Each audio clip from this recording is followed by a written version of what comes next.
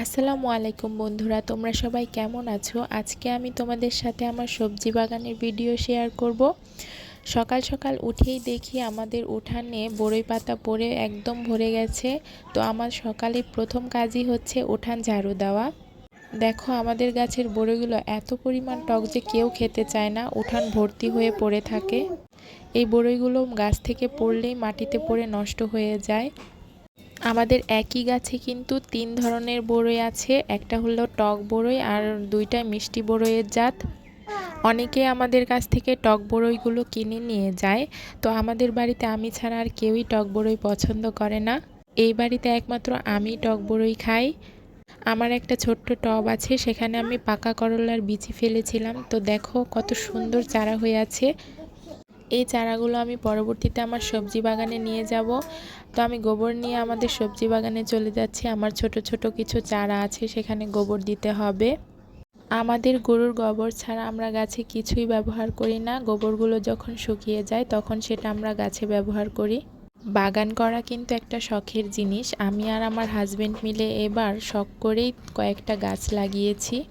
গাছগুলোতেই গোবর দিব আজকে। তো গাছগুলো আমরা অনেক দিন আগেই লাগিয়েছিলাম, তারপর দেখি যে গাছে গোড়া এত পরিমাণ শক্ত হয়ে গেছে যে গাছগুলো অক্সিজেন না পাওয়াতে গাছ বড় হতে পারছে না। তো দেখি অনেক দিন ধরেই গাছগুলো বড় হতে চাচ্ছে না। কালকে আমি খেয়াল করেছি গাছের গোড়ার মাটিগুলো অনেকটাই শক্ত হয়ে গেছে, যার কারণে গাছের গোড়ায় অক্সিজেন পায় না। তো হালকা একটু গোবর দিয়ে আমি গাছের গোড়ার মাটিগুলো আলগা করে দিচ্ছিলাম, যাতে অক্সিজেন পায় সহজে আর গাছগুলো বড় হয়ে যায়। এগুলো হচ্ছে ধুন্দল চারা। তোমরা কি নামে ডাকো আমরা জানি না, আমাদের এখানে ধুন্দলই বলা হয়। তো আমি কিছু শশা চারাও লাগিয়েছিলাম, সেই শশা চারাতেও আমি গোবরগুলো দিয়ে মাটি আলগা করে দিব, যাতে গাছের গোড়ায় ভালোভাবে অক্সিজেন পায়। আমি কিছু বেগুনের চারাও লাগিয়েছিলাম, সেখানে হয়তোবা রমজানে বেগুন ধরতে পারে। এই দেখো আমাদের মিষ্টি কুমড়া কত কিউট লাগছে। এরকম হাজারো মিষ্টি কুমড়া ধরেছে এবার আমাদের বাগানে। আমরা এবার শীতের শেষের দিকে টমেটো লাগিয়েছি, এর জন্য আমাদের টমেটোগুলো এখনও কাঁচাই আছে। তো আমরা হয়তোবা রমজানে এই টমেটোগুলো আমরা খেতে পারবো পাকলে। বাড়িতে এসে দেখি যে আমার মা দোলনা দিয়ে খেলছে সুন্দর মতো।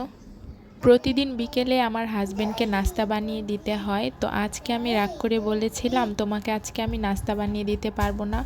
তারপর দেখি সে নিজেই আমার জন্য পায়েস রান্না করে নিয়ে এসেছে। পায়েসটা সত্যিই অনেক মজা ছিল। তো আল্লাহ হাফেজ বন্ধুরা, দেখা হবে তোমাদের সাথে নেক্সট ভিডিওতে।